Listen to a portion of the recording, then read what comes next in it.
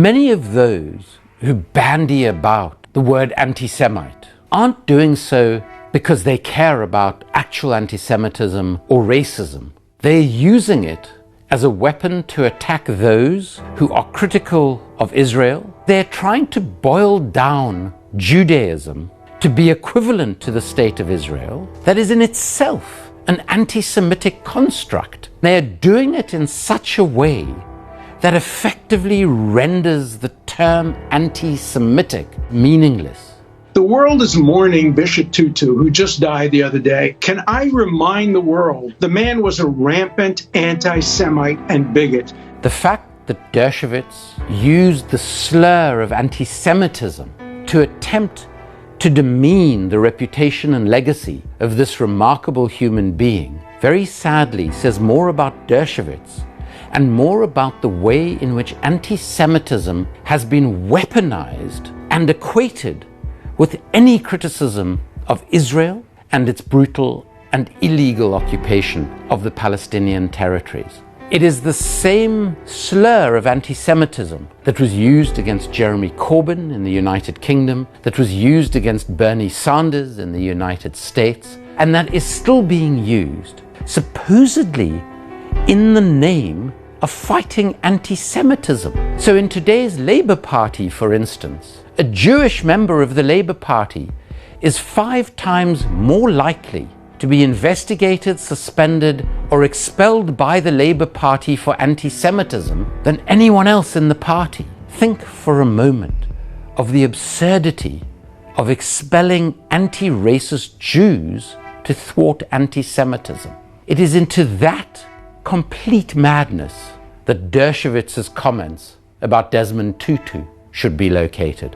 Desmond Tutu campaigned against apartheid in South Africa, and he campaigned against human rights abuses everywhere in the world, including in Israel and the occupied Palestinian territories. When he visited Israel, he was shocked and remarked that he felt that apartheid in Israel was, if anything, worse than it had been in South Africa. You said that what you saw in Israel, something that was quite akin to the situation in South Africa. Well, in many instances, worse. He was also deeply frustrated by the fact that the Israeli state supported the apartheid South African regime and helped it become a nuclear power. And he would often say, both privately and publicly, that he never understood how a state such as Israel could cooperate with and arm the apartheid state in South Africa that was run by Nazi sympathizers, where a lot of the apartheid legislation was mimicked from the Nazi legislation between 1933 and 1938. Tutu would often speak about the need to liberate not just those oppressed, but the oppressor as well. He saw how white South Africans became bitter and hateful people as a consequence of the racism that dominated their daily lives, the dehumanizing of the other that is such a central component of any system of oppression. But we will kill you in this village. Let's go home and go suck on my labor, we will kill those people here in this village, man. We hateful for your people. And when he visited Israel and the occupied Palestinian territories, he saw the same thing amongst many Israelis, a hatred of the other who they had dehumanized, a shrinking of their own existence because they defined that existence in relation to those they subjugated and oppressed. Part of my own concern for what is happening there is in fact not what is happening to the Palestinians, but it is what the Israelis are doing to themselves. I mean, when you go to those checkpoints and you see these young soldiers behaving abominably badly, they are not aware that when you carry out dehumanizing policies, whether you like it or not, those policies dehumanize the perpetrator.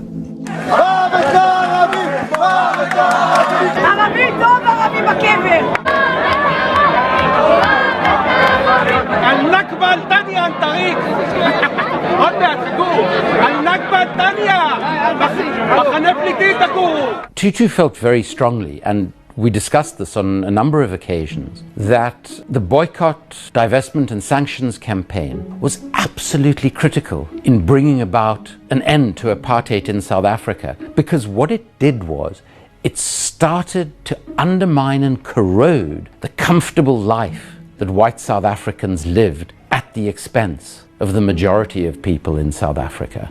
Desmond Tutu campaigned indefatigably against press censorship, freedom of speech, freedom of the media. It is something that on certain uncomfortable topics today, like Israel and the occupied Palestinian territories, more and more our media are self-censoring, our political parties are censoring their members, what they can and cannot say and believe on these topics. Keir Starmer, leader of the Labour Party, eulogized Desmond Tutu, despite the fact that the former leader of the Labour Party, Jeremy Corbyn, who was a tireless campaigner against apartheid South Africa at a time when it was not fashionable to be so, remains suspended from Keir Starmer's Labour Party, along with countless other anti-racists who echo the words of Desmond Tutu on Israel, on the Palestinian territories, on injustice, and on true anti-racism. This was craven hypocrisy from Keir Starmer. The Labour Party's shadow Foreign Secretary, David Lammy, was also full of praise for Archbishop Desmond Tutu in virtually the same moment at which he apologized for having nominated Jeremy Corbyn for the leadership of the Labour Party. It is worth bearing in mind that David Lammy never thought it necessary to apologize for voting for the invasion of Iraq that has led to over 1 million deaths. But he did feel it necessary to apologize, having nominated the only Labour leader who has apologized for the invasion of Iraq.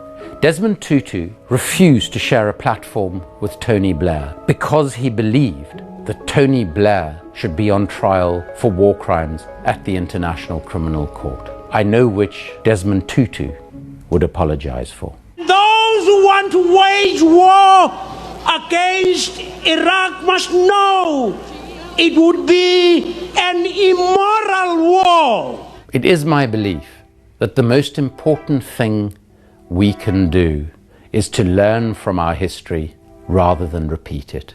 It is incredibly hypocritical of our political leaders to praise a person who fought and overcame apartheid in the past, while at exactly the same time they are stifling and trying to prevent us from halting apartheid today.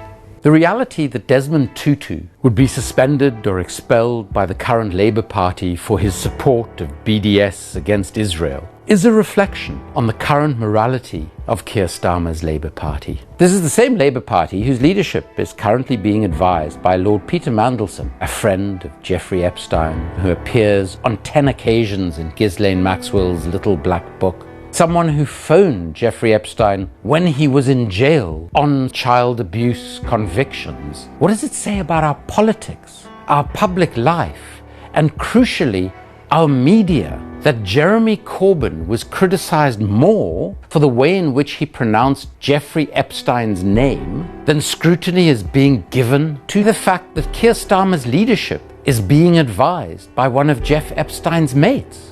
What does that say about the morality of a party that today is suspending and expelling people who share the vision and the specific political views of Archbishop Desmond Tutu? That is not the legacy of Archbishop Desmond Tutu. Tutu's legacy is that we have the principles, the courage, and the convictions to stand up against all racism, to stand up against human rights abuses wherever they occur and whoever they are perpetrated by. What Desmond Tutu taught us is that we must always listen to each other. We must always hear each other, regardless of how uncomfortable it is. In our world of social media, we don't listen, we don't hear, we abuse by instinct without thought. Desmond Tutu taught us the importance of free speech. There has never been a more important time for independent media.